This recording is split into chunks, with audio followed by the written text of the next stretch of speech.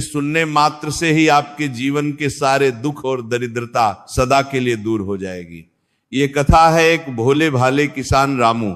बहुत पुराने समय की बात है। कनकपुर नाम का एक बहुत ही सुंदर और खुशहाल गांव हुआ करता था। उस गांव की मिट्टी में मानो सोना उगता था। उसी गांव में रामू नाम का एक किसान रहता था। रामू बहुत ही सीधा साधा, मेहनती और धर्म को मानने वाला इंसान था। उसके जीवन का बस एक ही नियम था, किसी का दिल नहीं दुखाना, और जो भी रूखा सूखा मिले उसे भगवान का प्रसाद समझकर ग्रहण करना। रामू भगवान शिव और माता पार्वती का बहुत बड़ा भक्त था। हर शुक्रवार को वह माता पार्वती के मंदिर जाकर साफ सफाई करता और बड़े ही प्रेम भाव से उनकी पूजा करता था।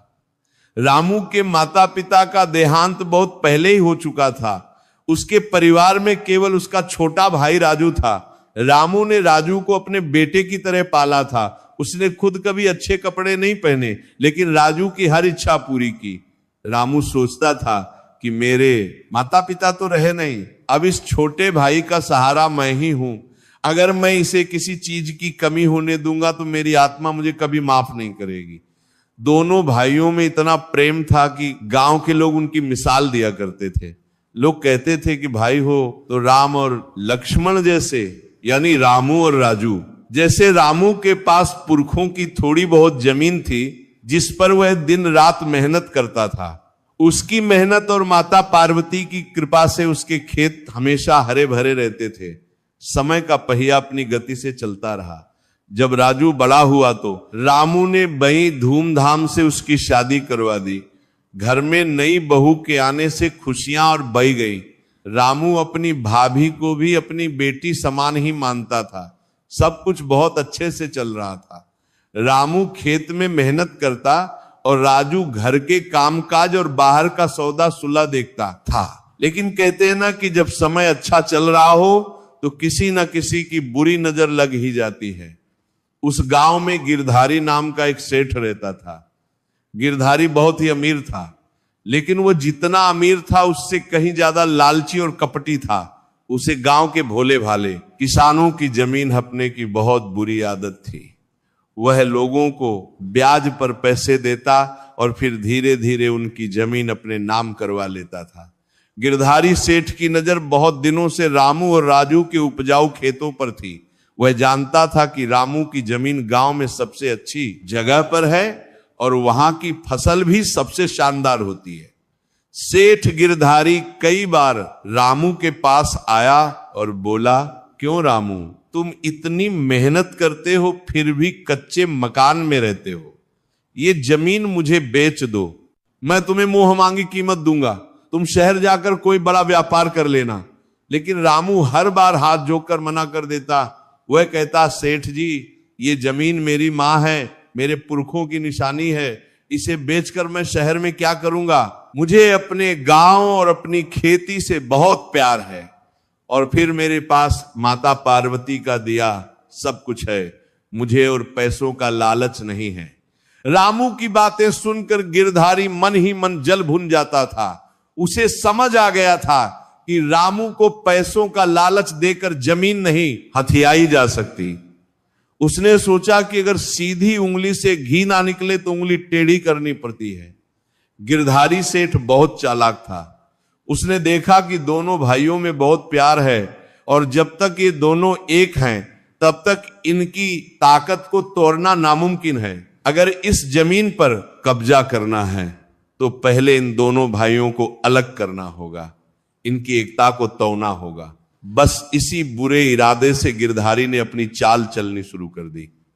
वह जानता था कि राजू अभी उम्र में छोटा है और उसे दुनियादारी की इतनी समझ नहीं है। साथ ही राजू के मन में अमीर बनने के सपने भी थे जिन्हें गिरधारी ने भांप लिया था। एक दिन जब रामू खेत पर काम कर रहा था तब गिरधारी सेठ ने राजू को रास्ते में रोक लिया। गिरधारी ने बड़े ही प्यार से अपनी बातों में शहद घोलती हुई राजू से कहा, अरे राजू भाई, तुम यहां पैदल क्यों जा रहे हो? तुम तो इस गांव के इतने प्रतिष्ठित किसान के भाई हो, तुम्हें तो गाड़ी में घूमना चाहिए। राजू ने सादगी से जवाब दिया, अरे सेठ जी, हम तो साधारण किसान हैं हमारे पास गाड़ी कहां से आएगी, हम तो अपनी मेहनत की कमाई खाते हैं। गिरधारी सेठ ने मौका देखकर अपनी चाल चली। वो बोला, भोले हो तुम राजू, बहुत भोले हो। तुम दिन रात मेहनत करते हो, लेकिन उसका सारा फायदा तो तुम्हारा बड़ा भाई रामू उठा रहा है। गांव में सब लोग रामू की ही तारीफ करते हैं। सब कहते हैं रामू बहुत मेहनती है, रामू बहुत धर्मात्मा है, तुम्हारा नाम तो कोई लेता ही नहीं। और तो और घर की सारी तिजोरी की चाबी भी तो रामू के पास ही रहती है। तुम्हें क्या मिलता है? बस 2 वक्त की रोटी और पहनने को साधारण कपड़े। राजू को सेठ की बातें थोड़ी अजीब लगी, लेकिन उसके मन में एक हल्का सा सवाल उठ गया। उसने कहा, नहीं सेठ जी, आप गलत सोच रहे हैं। भैया मुझे बहुत प्यार करते हैं, वो मेरे पिता समान हैं। गिरधारी जोर से हंसा और बोला, अरे पगले, पिता समान होना और पिता होने में बहुत फर्क होता है। अभी तुम बच्चे हो, इसलिए तुम्हें समझ नहीं आ रहा है।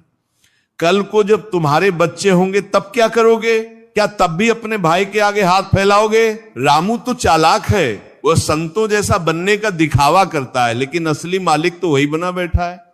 सोचो, अगर कल को उसने तुम्हें घर से निकाल दिया तो तुम कहां जाओगे?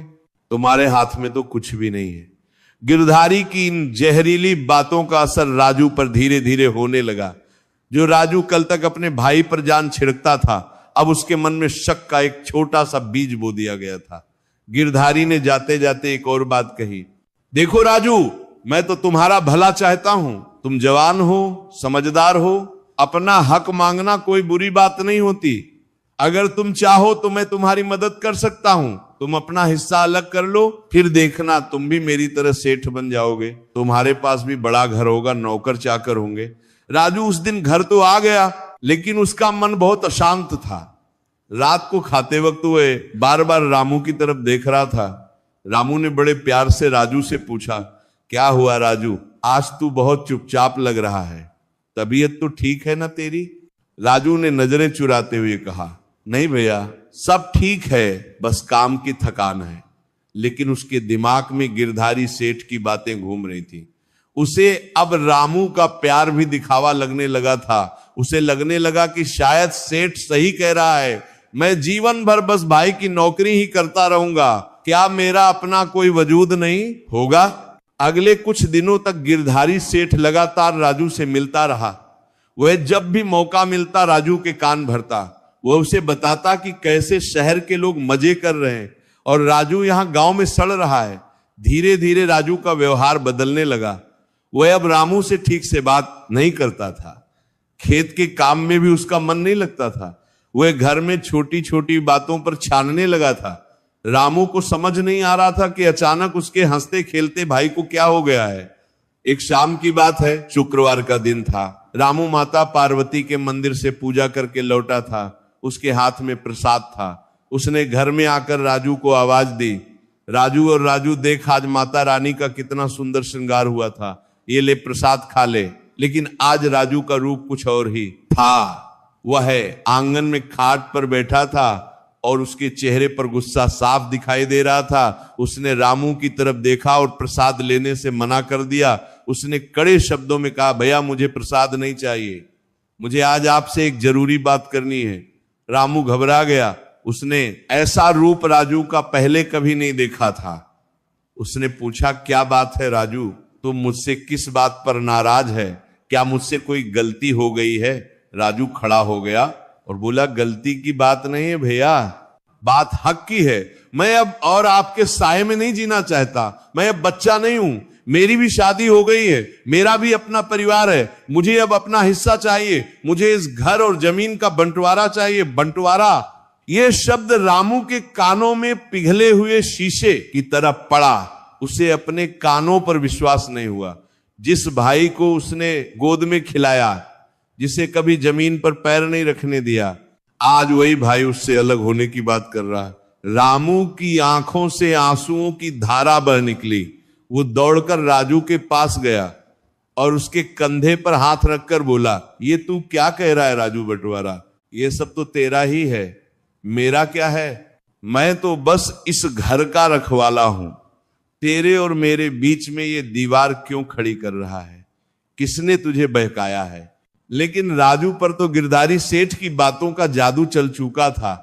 उसने रामू का हाथ झटक दिया और बोला, देखो भैया, मुझे जज्बाती मत बनाओ, मैं अब आपकी मीठी बातों में नहीं आने वाला। मुझे पता है कि आप ये सब इसलिए कह रहे हैं ताकि सारी जायदाद पर खुद कब्जा जमाए रखो। अगर आप सच में मुझे प्यार करते हो तो मुझे मेरा हिस्सा दे दो। मैं अपनी जिंदगी अपने तरीके से जीना चाहता हूं। रामू सन्न रह गया, उसका दिल चकनाचूर हो गया था। उसे जमीन के टूटने का दुख नहीं था, उसे दुख इस बात का था कि उसका भाई टूट गया था, उसका विश्वास टूट गया था। घर के कोने में खड़ी रामू की पत्नी और राजू की पत्नी भी ये सब देख रही थी। रामू की पत्नी की आंखों में आंसू थे, जबकि राजू की पत्नी भी चुपचाप सर झुकाए खड़ी थी।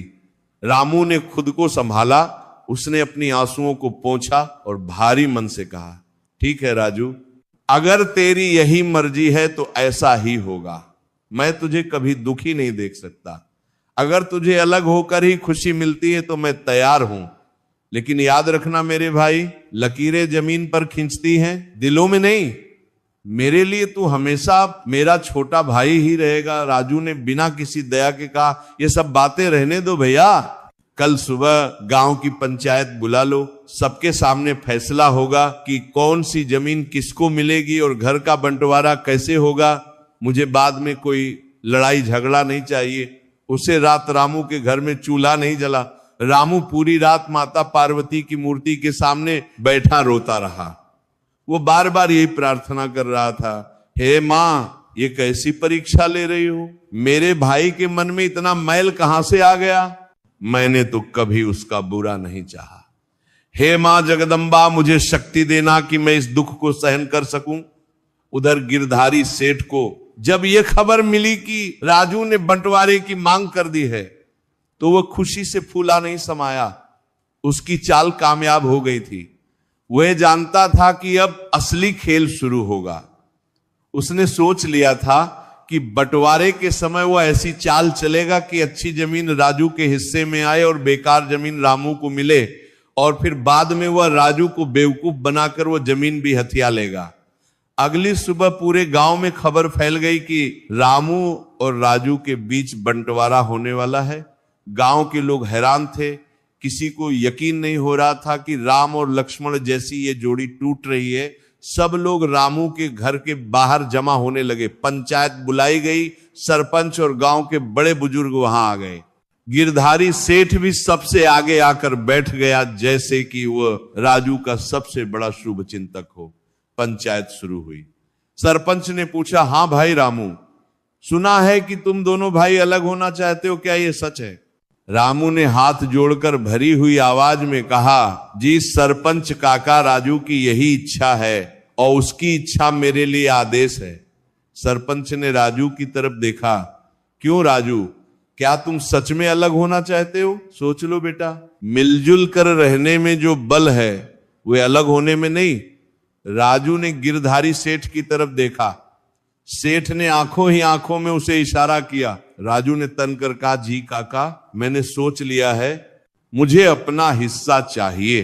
अब सवाल यह था कि बंटवारा कैसे हो? घर और जमीन का बंटवारा होना था। रामू के पास गांव के पास वाली उपजाऊ जमीन थी और दूसरी तरफ गांव से दूर नदी के उस पार वाली जमीन थी जो पथरीली और बंजर थी। घर भी काफी बड़ा था, जिसमें आगे का हिस्सा पक्का और हवादार था, जबकि पीछे का हिस्सा पुराना और थोड़ा जर्जर था। गिरधारी सेठ ने बीच में दखल देते हुए कहा, देखो सरपंच जी, बंटवारा एकदम बराबर होना चाहिए, लेकिन क्योंकि राजू छोटा है और अभी गृहस्थी में नया है तो उसे चुनने का पहले मौका मिलना चाहिए। बड़े भाई का फर्ज है कि वह छोटे को अच्छी चीज दे। रामू तुरंत बोल पड़ा, मैं तैयार हूं राजू, जो भी हिस्सा चाहेगा मैं खुशी उसे दे दूंगा, मुझे कोई शिकायत नहीं होगी। रामू का यह त्याग देखकर गांव वालों की आंखें नम हो गई, लेकिन राजू की आंखों पर तो लालच का पर्दा पड़ा था। उसने गिरधारी के सिखाए अनुसार तुरंत कहा, ठीक है, मुझे गांव के पास वाली उपजाऊ जमीन चाहिए और घर का आगे वाला पक्का हिस्सा चाहिए। गांव वाले ये सुनकर सन्न रह गए। ये तो सरासर अन्याय था। गांव के पास वाली जमीन की कीमत बहुत ज्यादा थी और वो बहुत उपजाऊ थी। जबकि दूसरी जमीन पर खेती करना लोहे के चने चबाने जैसा था, और घर का भी अच्छा हिस्सा राजू मांग रहा था। सरपंच ने कहा, अरे राजू, ये क्या मांग रहे हो? अगर तुम सारी अच्छी चीजें ले लोगे तो तुम्हारा बड़ा भाई क्या करेगा? उसे भी तो जीने का सहारा चाहिए। लेकिन रामू ने सरपंच को रोक दिया। उसने एक ऐसी बात कही जिसने सबका दिल जीत लिया, लेकिन साथ ही सबकी आंखों में आंसू भी ला दिए। रामू बोला, नहीं काका, राजू को मत रोकिए, उसे जो चाहिए वो उसे दे दीजिए। मेरे हाथ पैर सलामत हैं, मैं मेहनत कर लूंगा। अगर मेरा भाई खुश है तो मैं बंजर जमीन पर भी सोना उगा लूंगा, बस माता पार्वती की कृपा मुझ पर बनी रहे। और इस तरह उस दिन वो मनहूस बंटवारा हुआ, कागज तैयार किए गए। रामू ने बिना एक शब्द पढ़े उस पर अंगूठा लगा दिया। राजू को सबसे अच्छी जमीन और पक्का मकान मिल गया। रामू के हिस्से में आई नदी पार की पथरीली बंजर जमीन और घर का पीछे वाला टूटा फूटा हिस्सा। गिरधारी सेठ मन ही मन अपनी जीत पर मुस्कुरा रहा था। उसने भाई को भाई से अलग कर दिया था और रामू को सड़क पर ला खड़ा किया था। लेकिन गिरधारी और राजू यह नहीं जानते थे कि रामू के पास दुनिया की सबसे बड़ी दौलत थी, और वह थी सब्र और माता पार्वती का आशीर्वाद। रामू को नहीं पता था कि आने वाला समय उसके लिए कितनी कठिन परीक्षाएं लेकर आने वाला है, लेकिन उसने अपना सब कुछ मां के चरणों में सौंप दिया था। पंचायत खत्म हो चुकी थी, गांव के लोग अपने अपने घरों को लौट रहे थे, लेकिन उनकी जुबान पर बस एक ही चर्चा थी कि कैसे एक भाई ने दूसरे भाई के साथ इतना बड़ा अन्याय किया। लोग राजू और गिरधारी सेठ को कोस रहे थे और रामू की महानता की बातें कर रहे थे, लेकिन रामू के लिए अब इन बातों का कोई मतलब नहीं था। फैसला हो चुका था और रामू ने उसे पूरी तरह से स्वीकार कर लिया था। सूरज ढल रहा था, जैसे रामू के पुराने खुशहाल जीवन का सूरज भी आज अस्त हो गया हो। रामू और उसकी पत्नी सुमित्रा ने अपने थोड़े बहुत कपड़े और बर्तन समेटे। जिस घर के मुख्य द्वार से वे हमेशा शान से गुजरते थे, आज उसी घर के पिछले दरवाजे से उन्हें अपने ही घर के टूटे हुए हिस्से में जाना पड़ रहा था। घर का पिछला हिस्सा बरसों से बंद पड़ा था। वहां ना तो ढंग की छत थी और ना ही फर्श। दीवारों पर काई जमी हुई थी और कोनों में मकड़ी के जाले लगे हुए थे। जगह जगह से प्लास्टर झाड़ रहा था। सुमित्रा की आंखों से आंसू नहीं रुक रहे थे।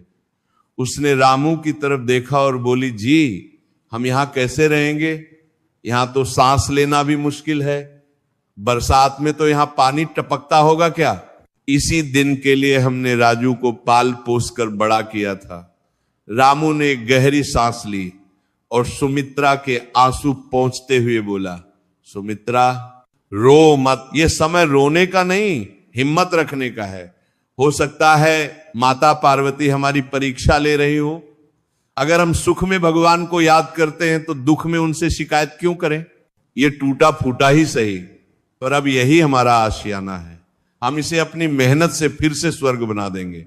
रामू की बातों से सुमित्रा को थोड़ी हिम्मत मिली। दोनों पति पत्नी ने मिलकर उसी वक्त सफाई शुरू कर दी।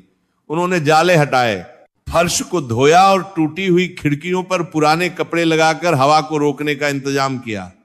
रात होते होते उन्होंने उस कबाड़ खाने जैसे कमरे को रहने लायक बना लिया था। उस रात उनके पास पकाने के लिए ज्यादा कुछ नहीं था, बस सूखी रोटियां और नमक था। रामू ने वही खाया और माता का नाम लेकर जमीन पर बिछी चटाई पर सो गया। उसे नींद नहीं आ रही थी। उसकी आंखों में आने वाले कल की चिंता थी, लेकिन दिल में एक अजीब सा सुकून भी था कि उसने अपने भाई के लिए सब कुछ त्याग दिया। अगली सुबह शुक्रवार था। रामू हमेशा की तरह ब्रह्म मुहूर्त में उठ गया। उसने स्नान किया और घर के कोने में माता पार्वती की एक छोटी सी तस्वीर रखकर दिया जलाया। उसने हाथ जोड़कर प्रार्थना की, हे जगत जननी मां, आज से मेरा एक नया संघर्ष शुरू हो रहा है। मेरे पास ना तो अच्छी जमीन है, ना धन है और ना ही कोई बल। मेरा बस एक ही बल है और वह है आपका आशीर्वाद। मुझे इतनी शक्ति देना मां की, मैं उस बंजर जमीन का सीना चीर कर अनाज उगा सकूं। मुझे कभी किसी के आगे हाथ न फैलाना पड़े। पूजा करने के बाद रामू अपनी कुदाली और फावड़ा लेकर नदी के पार अपनी जमीन की ओर चल दिया। गांव के लोग उसे जाता देख रहे थे। कुछ लोगों ने उसे टोका भी, अरे रामू भाई कहां जा रहे हो उस बंजर जमीन पर? वहां तो घास का तिनका भी नहीं उगता, वहां जाकर क्यों अपनी हड्डियां तोड़ रहे हो? रामू बस मुस्कुरा दिया और बोला, मेहनत करना किसान का धर्म है काका, फल देना धरती माता और भगवान के हाथ में है। नदी पार करके जब रामू अपने खेत पर पहुंचा तो उसका दिल एक पल के लिए बैठ गया। वह जमीन नहीं पत्थरों का ढेर थी। वहां दूर दूर तक सिर्फ झाड़ियां, कटीले पौधे और बड़े बड़े पत्थर नजर आ रहे थे। जमीन इतनी सख्त थी कि उस पर चलना भी मुश्किल था। बरसों से वहां किसी ने हल नहीं चलाया था। धूप तेज हो रही थी और उस वीरान जगह पर रामू बिल्कुल अकेला खड़ा था। लेकिन रामू ने हार नहीं मानी। उसने अपनी कुदाल उठाई और जमीन पर पहला वार किया। खटाक की आवाज आई। कुदाल जमीन में धंसने के बजाय पत्थर से टकरा कर उछल गई। रामू के हाथों में झनझनाहट हो गई। जमीन लोहे जैसी सख्त थी। उसने फिर से वार किया, फिर से वही हुआ। रामू पसीने से लथपथ हो गया था। 1 घंटे की मेहनत के बाद वह मुश्किल से एक छोटी सी क्यारी जितनी जगह भी साफ नहीं कर पाया था, उसके हाथों में छाले पड़ गए थे और उन छालों से अब खून रिसने लगा था। दोपहर हो गई थी। सुमित्रा उसके लिए खाना लेकर आई। उसने जब रामू की हालत देखी तो उसका कलेजा मुंह को आ गया। रामू का पूरा शरीर धूल और पसीने में सना था और हाथों से खून बह रहा था। सुमित्रा दौड़कर उसके पास गई और बोली, बस करो जी, बस करो।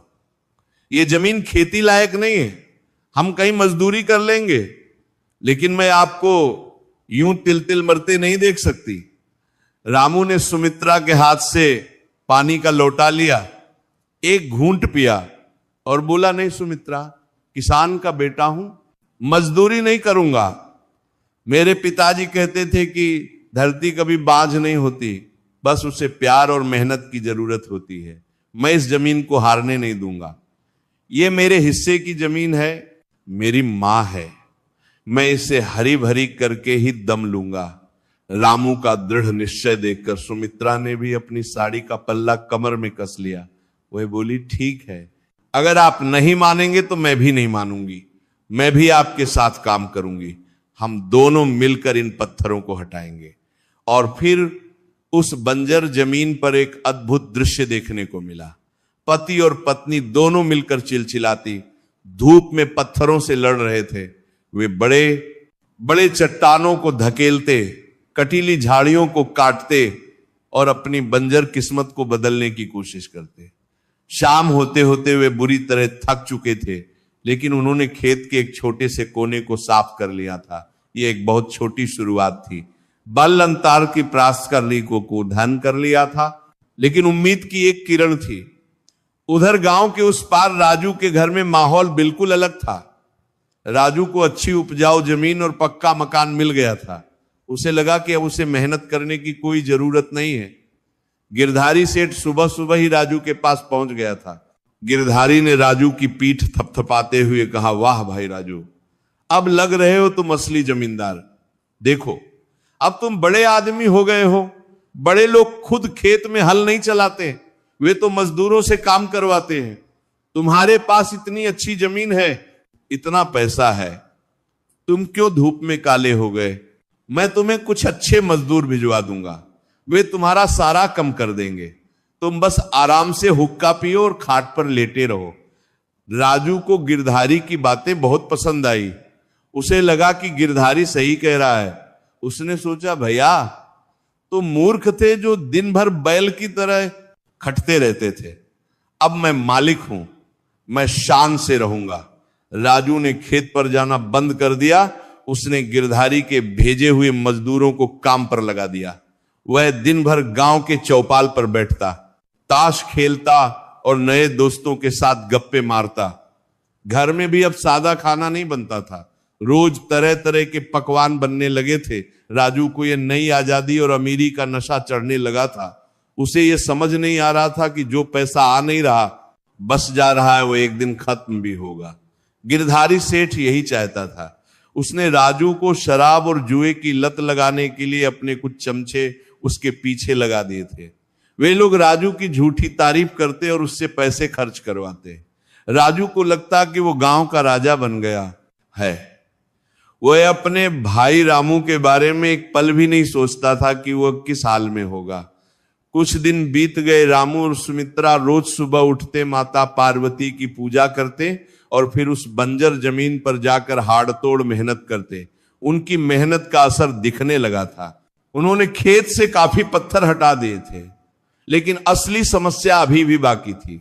पानी, वो जमीन नदी के उस पार थी, लेकिन ऊंचाई पर थी। वहां तक नदी का पानी लाना बहुत मुश्किल काम था और बिना पानी के बीज डालना बेकार था।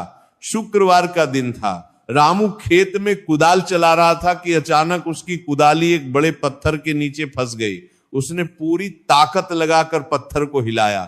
पत्थर तो नहीं हिला, लेकिन रामू का पैर फिसल गया और वह धड़ाम से गिर पड़ा।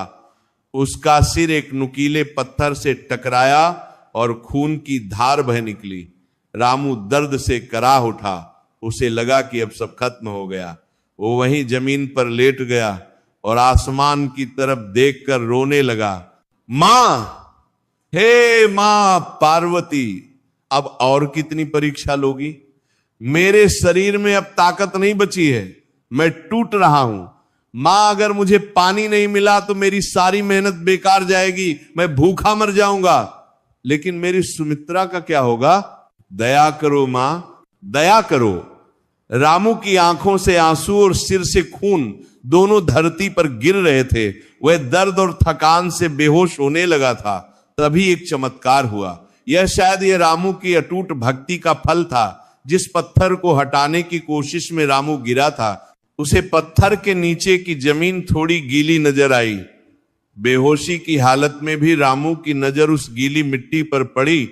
उसे लगा शायद यह उसका भ्रम है। उसने अपनी धुंधली आंखों को साफ किया और ध्यान से देखा। हां, वहां मिट्टी गीली थी। रामू के शरीर में जैसे बिजली दौड़ गई। वो अपना दर्द भूल गया। उसने फिर से कुदाल उठाई और पागलों की तरह उस पत्थर के आसपास की मिट्टी खोदने लगा। जय मां पार्वती, जय मां पार्वती। वह जोर जोर से चिल्लाने लगा। सुमित्रा, जो खेत के दूसरे कोने पर लकड़ियां बीन रही थी, उसकी आवाज सुनकर दौड़ती हुई आई। उसने देखा कि रामू पागलों की तरह जमीन खोद रहा है और उसका सर लहूलुहान है। सुमित्रा घबरा गई। जी, ये क्या कर रहे हो? आपको चोट लगी है। सुमित्रा, देख पानी, यहां नीचे पानी है। रामू चिल्लाया। उसने और जोर से खोदा और तभी पत्थर के नीचे से पानी की एक पतली सी धार फूट पड़ी। वह कोई साधारण पानी नहीं था, वह अमृत समान शीतल और साफ जल था। ऐसा लग रहा था मानो सूखी धरती की प्यास बुझाने के लिए मां गंगा स्वयं प्रकट हो गई हो। रामू और सुमित्रा उस पानी को देखकर रो पड़े। ये खुशी के आंसू थे। उस बंजर, पथरीली और सूखी जमीन पर पानी का निकलना किसी चमत्कार से कम नहीं था। रामू ने उस पानी को अपनी अंजुली में भरा और सबसे पहले उसे अपने माथे से लगाया, फिर सुमित्रा को पिलाया और फिर खुद पिया।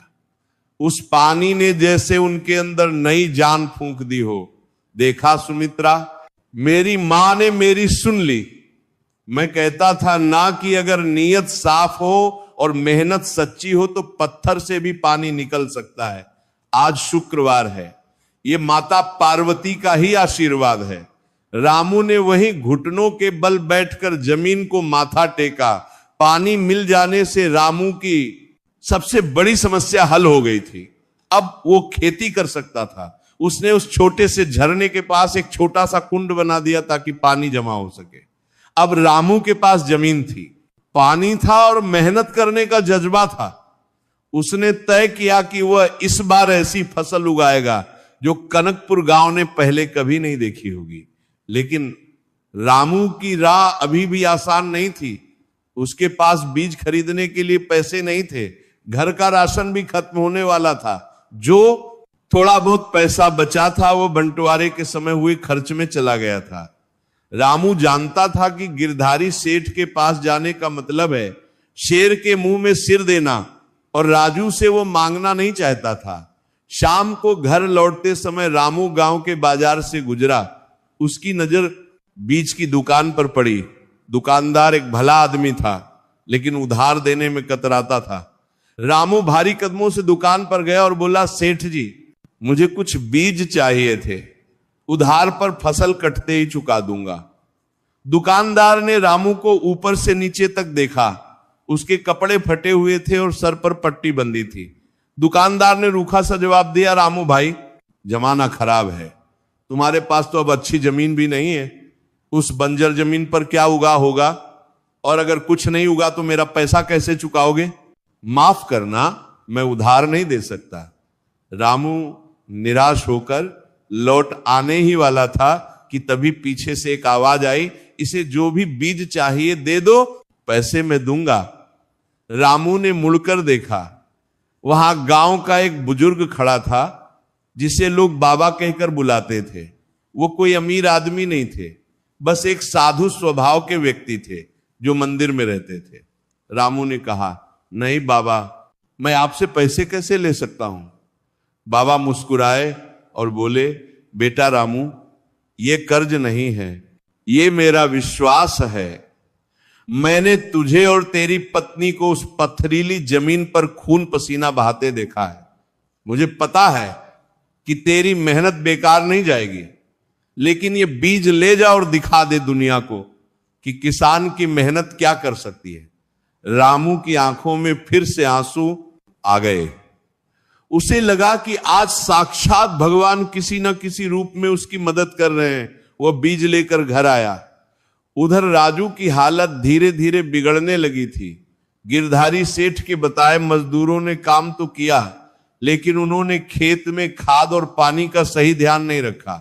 राजू तो खेत देखने भी नहीं जाता था। मजदूरों ने बेमन से काम किया और फसल कमजोर होने लगी। ऊपर से राजू के खर्चे इतने बढ़ गए थे कि उसने अपनी जमा पूंजी खर्च करनी शुरू कर दी थी। गिरधारी सेठ अब राजू को उधार देने की पेशकश करने लगा था। अरे राजू भाई, चिंता क्यों करते हो? पैसे की जरूरत हो तो मुझसे ले लो, फसल काटने पर दे देना, हम तो भाई जैसे हैं। गिरधारी ने जाल फेंका और ना समझ राजू ने उस जाल में पैर रख दिया। उसने गिरधारी से कुछ पैसे उधार ले लिए ताकि वो अपनी शान शौकत बरकरार रख सके। ये राजू की बर्बादी की पहली सीढ़ी थी। समय बीतता गया, मौसम बदला, बारिश का मौसम आया। रामू के खेत में जहां कभी सिर्फ पत्थर थे, अब हरियाली की एक चादर बिछ गई थी। रामू ने दिन रात एक करके कंकड़ कंकड़ चुनकर फेंका था। उसने सब्जियों की खेती की थी, क्योंकि अनाज उगने में वक्त लगता था। उसकी तोरई, लौकी और करेले की बेलें इतनी शानदार थी कि देखने वाले देखते रह जाते थे। उस बंजर जमीन की मिट्टी ने रामू के पसीने का कर्ज चुका दिया था, लेकिन असली परीक्षा अभी बाकी थी। एक रात भयानक तूफान आया। हवा इतनी तेज थी कि पेड़ उखड़ने लगे, बिजली कड़क रही थी और मूसलाधार बारिश हो रही थी। रामू और सुमित्रा अपने टूटे फूटे घर में बैठे कांप रहे थे। छत से पानी टपक रहा था, लेकिन रामू को घर की चिंता नहीं थी। उसे चिंता थी अपनी फसल की।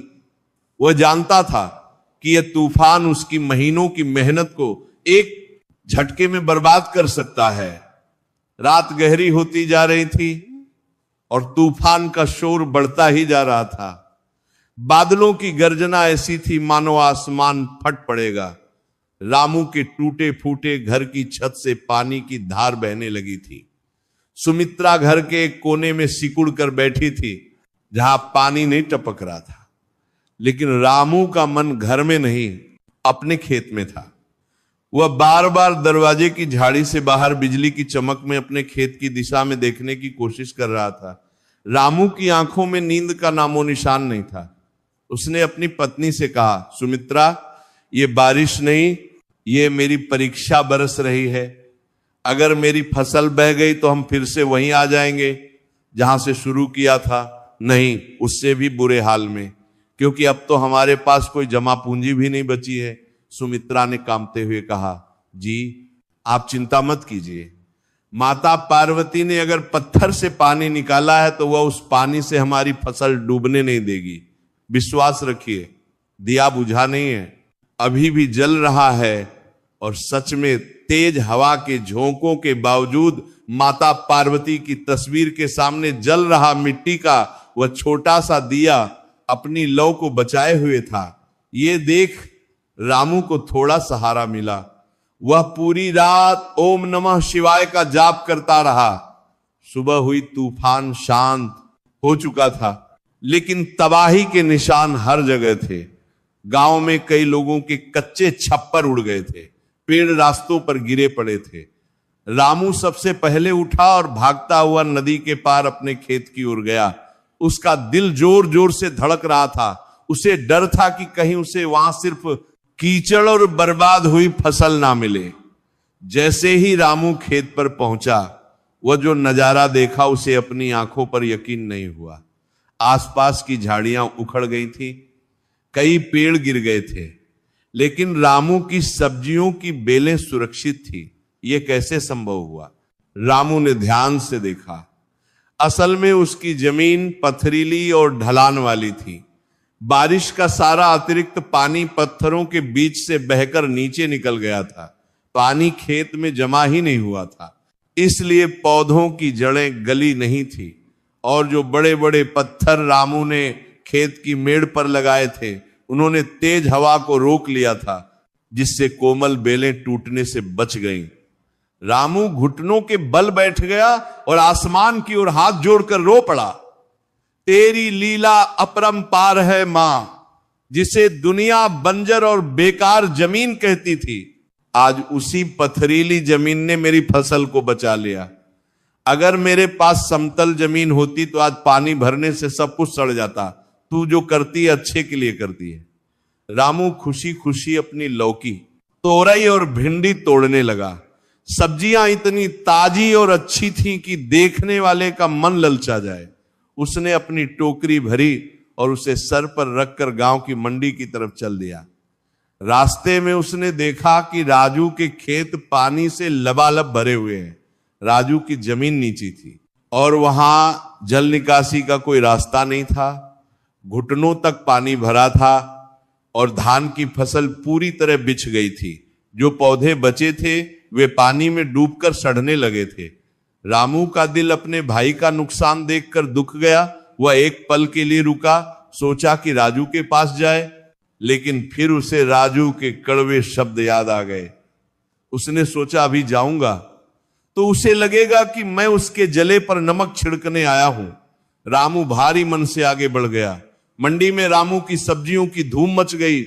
गांव के बाकी किसानों की फसल तूफान में खराब हो गई थी, इसलिए मंडी में सब्जियों की कमी थी। ऐसे में रामू की ताजी और बिना दाग वाली सब्जियां हाथों हाथ बिक गई। सेठ और व्यापारियों ने उसे मुंह मांगे दाम दिए। उसे दिन रामू की जेब में इतने पैसे आए जितने उसने पिछले कई महीनों में नहीं देखे थे।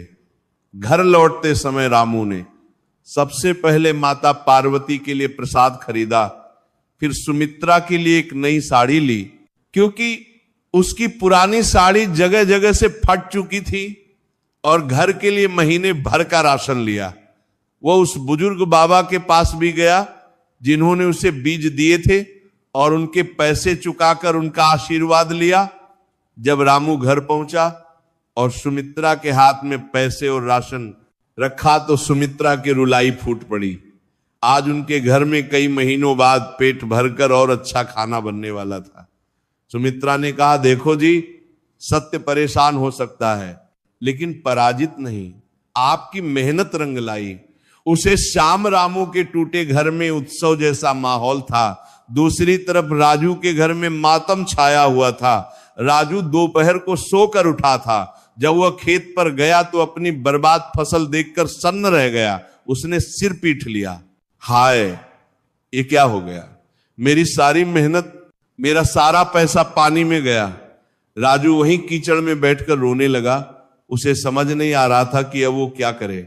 उसने गिरधारी सेठ से जो कर्ज लिया था वह चुकाना तो दूर, अब खाने के लाले पड़ने वाले थे। तभी वहां गिरधारी सेठ अपनी छड़ी घूमता हुआ आते पहुंचा।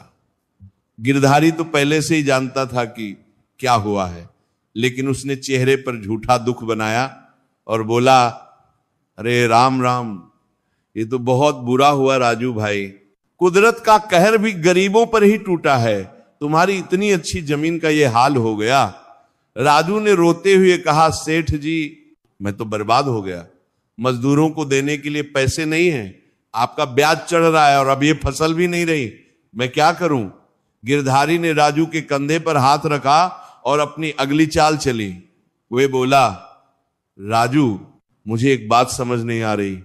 कल रात इतना भयानक तूफान आया, पूरा गांव तहस नहस हो गया। तुम्हारी इतनी मजबूत जमीन पानी में डूब गई, लेकिन मैंने सुना है कि नदी के उस पार तुम्हारे भाई रामू के खेत में एक पत्ता भी नहीं टूटा। उसकी फसल लहलहा रही है और आज वह मंडी में नोट छाप रहा था। राजू चौंक गया, क्या भैया की फसल बच गई उस बंजर जमीन पर। गिरधारी ने आग में घी डालते हुए कहा, हां भाई, मुझे तो दाल में कुछ काला लगता है। सोचो, जो जमीन खेती के लायक नहीं थी वहां सोना उग रहा है और तुम्हारी उपजाऊ जमीन बंजर हो रही है। कहानी रामू ने कोई टोना टोटका तो नहीं करवा दिया। सुना है वह रोज मंदिर जाता है, पता नहीं वहां कौन सी पूजा पाठ करता है कि तुम्हारी किस्मत उससे छिन जाए। राजू का दिमाग तो पहले से ही काम नहीं कर रहा था। गिरधारी की बातों ने उसके शक को यकीन में बदल दिया। उसे लगने लगा कि उसकी बर्बादी का कारण उसकी अपनी लापरवाही नहीं, बल्कि रामू का जादू टोना है। ईर्ष्या की आग ने राजू की बुद्धि को पूरी तरह जला दिया। गिरधारी ने देखा कि लोहा गर्म है तो उसने हथौड़ा मार दिया। वो बोला, खैर छोड़ो इन बातों को, भाई भाई में ये सब होता रहता है। तुम चिंता मत करो राजू, मैं हूं ना।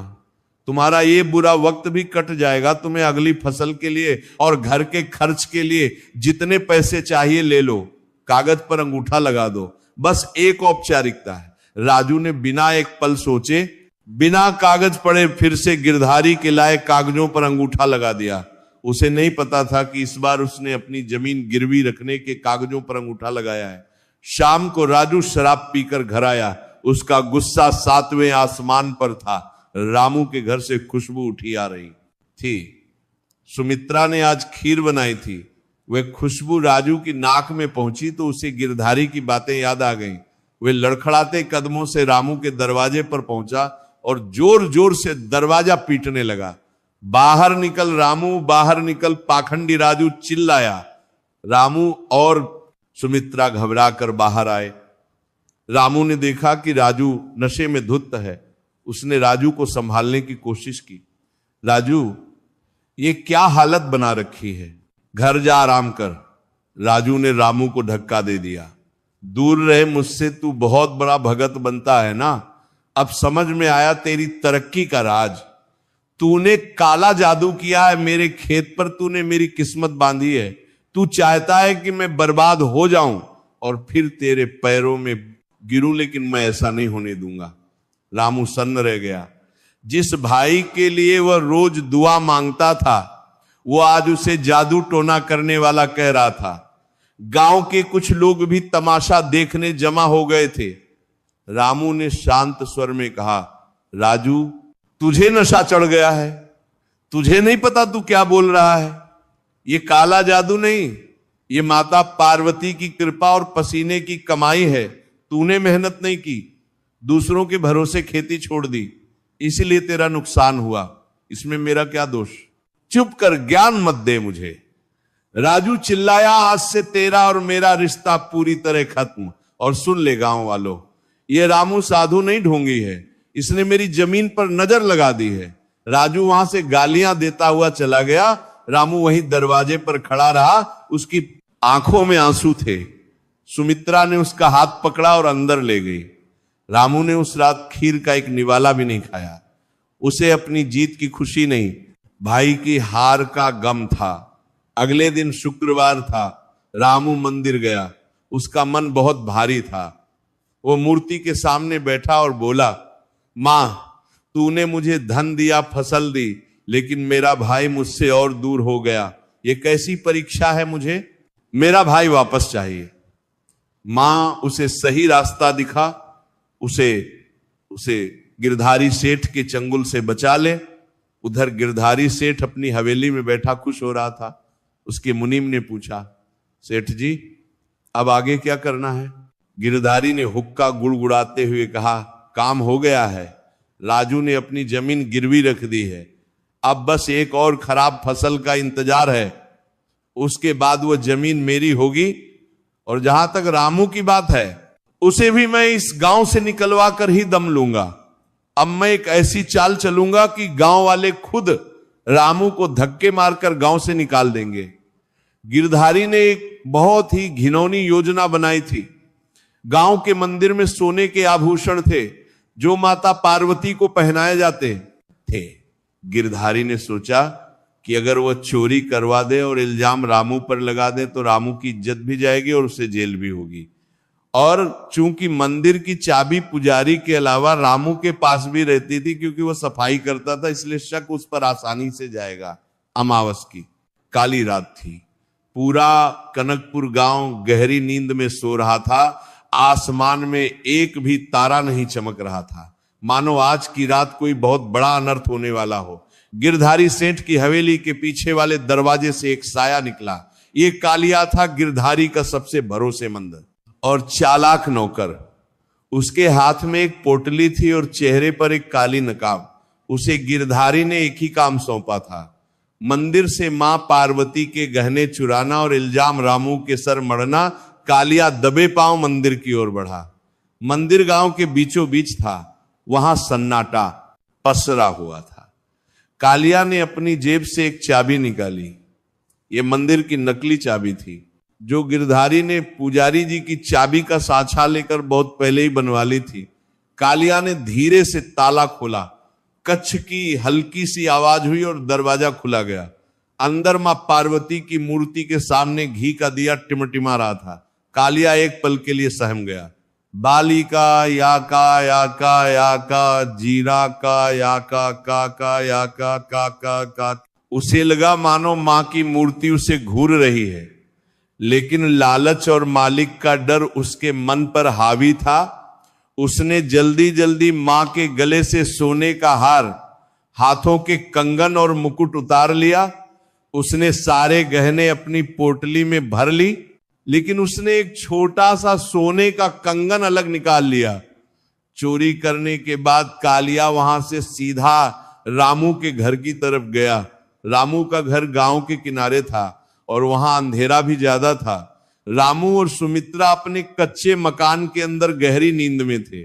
कालिया ने बड़ी सावधानी से बिना कोई आवाज किए हुए सोने का कंगन रामू के घर के बाहर छप्पर में खोस दिया, जहां आसानी से किसी की नजर पड़ जाए, लेकिन ऐसा लगे कि उसे छिपा कर रखा गया है। अपना काम पूरा करके कालिया अंधेरे में गायब हो गया। सुबह हुई, शुक्रवार का दिन था। पूरब दिशा में सूरज की लालिमा छा रही थी। रामू अपनी आदत के अनुसार ब्रह्म मुहूर्त में उठा। स्नान करके वह लोटा भरजल और ताजा फूल लेकर मंदिर की ओर चल दिया। उसका मन बहुत प्रसन्न था। वह मन ही मन मां का भजन गुनगुना रहा था। जैसे ही रामू मंदिर की सीढ़ियां चढ़ा, उसका दिल धक से रह गया। मंदिर का मुख्य दरवाजा आधा खुला था। रामू के हाथ से फूलों की थाली छूट गई। वह बदहवास सा अंदर दौड़ा। अंदर का नजारा देखकर उसके पैरों तले जमीन खिसक गई।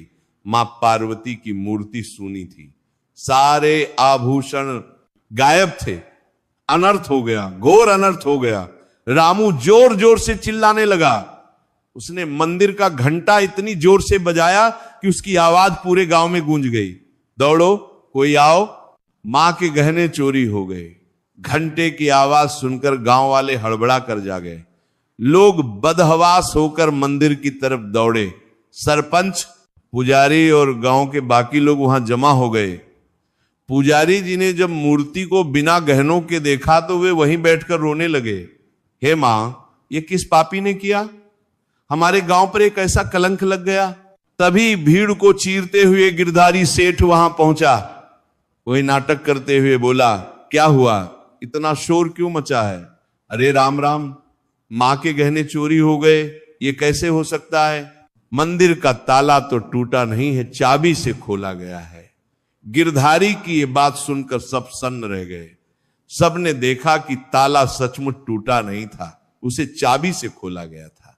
गिरधारी ने भीड़ की तरफ देखा और अपनी जहरीली आवाज में बोला, भाइयों, ताला नहीं टूटा, इसका मतलब चोर कोई बाहर का नहीं है, चोर इसी गांव का है, और वह ऐसा आदमी है जिसके पास मंदिर की चाबी रहती हो या जो रोज सबसे पहले मंदिर आता हो। सबकी नजरें पुजारी जी पर गई, लेकिन पुजारी जी तो 80 साल के बूढ़े थे, उन पर कोई शक नहीं कर सकता था।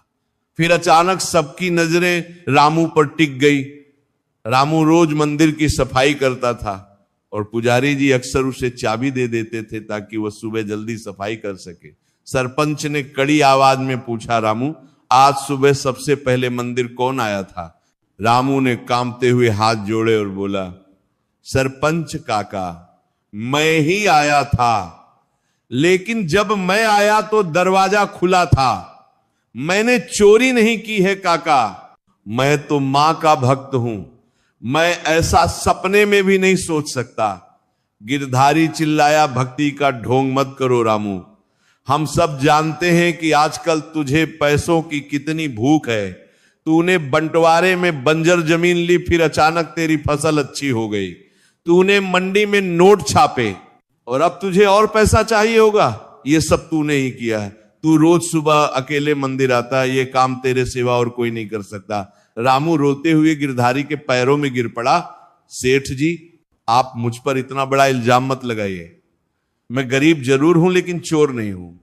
आप मेरा घर देख लीजिए, मेरा खेत देख लीजिए, मैंने कभी हराम का 0.01 नहीं खाया। राजू भी भीड़ में खड़ा ये सब देख रहा था, उसका मन द्वंद्व में फंसा था। एक तरफ उसका सगा भाई था और दूसरी तरफ गिरधारी की भरी हुई बातें। उसने कुछ नहीं कहा, बस चुपचाप खड़ा रहा। तभी गिरधारी ने कहा, सरपंच जी, बातों से सच सामने नहीं आएगा, तलाशी लेनी पड़ेगी। अगर रामू सच्चा है तो इसे डरना नहीं चाहिए। चलो अभी रामू के घर की तलाशी लेते हैं। पूरा गांव रामू के घर की ओर चल पड़ा। रामू सबसे आगे चल रहा था, उसका सर झुका हुआ था। उसे अपने ऊपर नहीं बल्कि अपने भगवान पर भरोसा था कि सांच को आंच नहीं। वह रामू के घर पहुंचे। सुमित्रा बाहर ही खड़ी थी, भीड़ को देखकर घबरा गई। सरपंच ने कहा, सुमित्रा, हमें घर की तलाशी लेनी है, मंदिर में चोरी हुई है और शक रामू पर है। सुमित्रा को जैसे काठ मार गया। उसने रामू की तरफ देखा, रामू की आंखों में आंसू थे। सुमित्रा ने रास्ता छोड़ दिया। गांव के कुछ लोग और गिरधारी के आदमी घर के अंदर घुसे। उन्होंने बक्से खोले, अनाज के डिब्बे पलटे, बिस्तर झाड़ा, अंदर कुछ नहीं मिला। रामू ने राहत की सांस ली। वो बोला, देख लिया सरपंच काका, मेरे घर में कुछ नहीं है। मैंने कहा था ना कि मैं निर्दोष हूं। लेकिन गिरधारी इतनी आसानी से हार मानने वाला नहीं था। उसने अपने आदमी को इशारा किया, कालिया, चिल्लाया, अरे अंदर नहीं तो बाहर भी तो छिपा सकता है। वो छत पर देखो, वहां कुछ चमक रहा है। सबकी नजरें छप्पर की ओर गई। सरपंच ने एक आदमी को ऊपर चढ़ने को कहा। उस आदमी ने छप्पर में हाथ डाला और वहां से सोने का वही कंगन निकाल लिया जो कालिया ने रात को वहां रखा था। मिल गया, मिल गया, मिल गया सबूत, गिरधारी जोर से चिल्लाया। कंगन देखते ही रामू के पैरों तले से जमीन निकल गई। उसे अपनी आंखों पर विश्वास नहीं हो रहा था। ये मेरे घर में कैसे आया मुझे नहीं पता, ये साजिश है, कोई मुझे फंसा रहा है। रामू चीख पड़ा, लेकिन अब कोई उसकी सुनने वाला नहीं था। सबूत सबके सामने था। गांव वाले जो कल तक रामू की जय जयकार कर रहे थे, अब उसे गालियां देने लगे।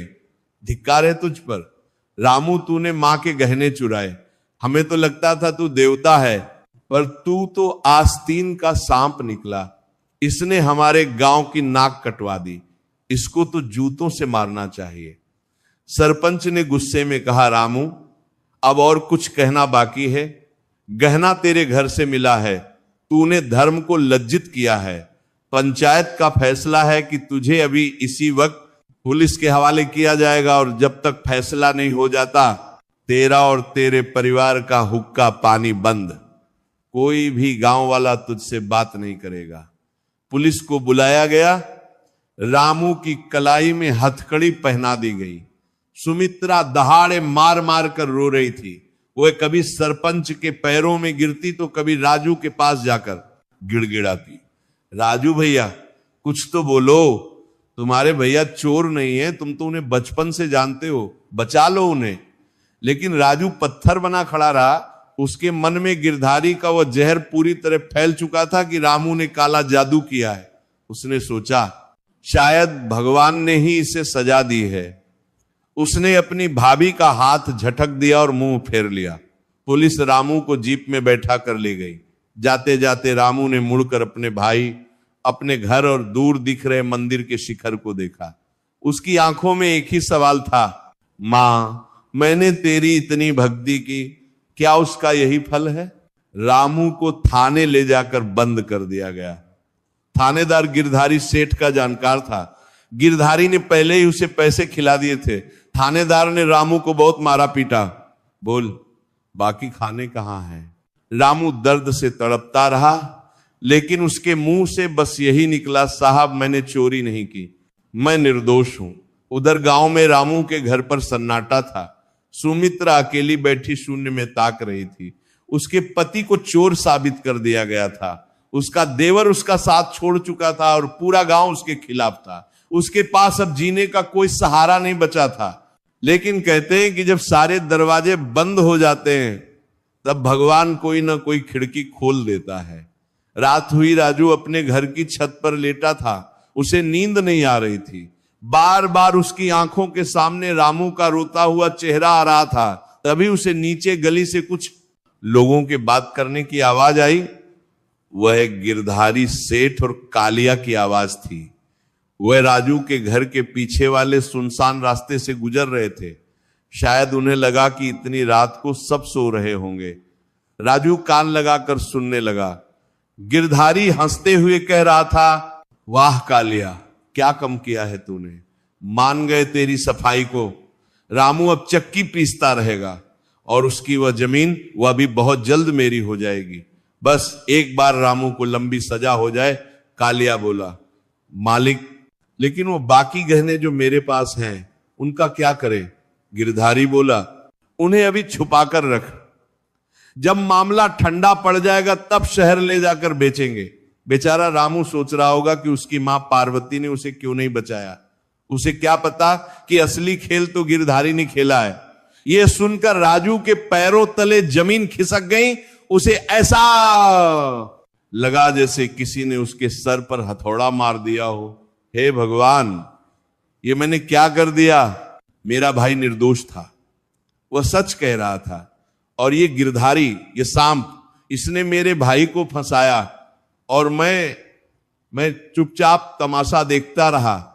राजू का नशा, उसका घमंड, उसकी गलतफहमी सब एक पल में चकनाचूर हो गई। उसे अपनी गलती का एहसास हुआ। उसे याद आया कि कैसे रामू ने उसके लिए अपनी जमीन छोड़ दी थी, कैसे उसने हमेशा उसे बेटे की तरह प्यार किया था और बदले में उसने क्या दिया? धोखा और अपमान। राजू की आंखों से पश्चाताप के आंसू बहने लगे। उसने उसी वक्त कसम खाई, भैया मुझे माफ कर दो, मैं बहुत बड़ा पापी हूं, लेकिन अब मैं चुप नहीं बैठूंगा, मैं आपको बचाऊंगा, चाहे इसके लिए मुझे अपनी जान ही क्यों ना देनी पड़े। लेकिन राजू ये भी जानता था कि गिरधारी बहुत ताकतवर है। अगर वो सीधे जाकर लड़ेगा तो गिरधारी उसे भी मरवा सकता है या फंसा सकता है। उसे दिमाग से काम लेना होगा। कल शुक्रवार था। राजू को याद आया कि भैया कहते थे शुक्रवार मां का दिन है, इस दिन मां अपने भक्तों की पुकार जरूर सुनती है। राजू ने एक योजना बनाई। उसे पता करना था कि कालिया ने बाकी गहने कहां छिपाए हैं। अगर वह गहने मिल जाएं तो रामू बेदाग साबित हो जाएगा। राजू ने पूरी रात जाग कर बिताई। उसे पता था कि अब एक पल की भी देरी उसके भाई की जिंदगी बर्बाद कर सकती है। सुबह होते ही राजू ने वही किया जो गिरधारी सेठ ने कभी सोचा भी नहीं था।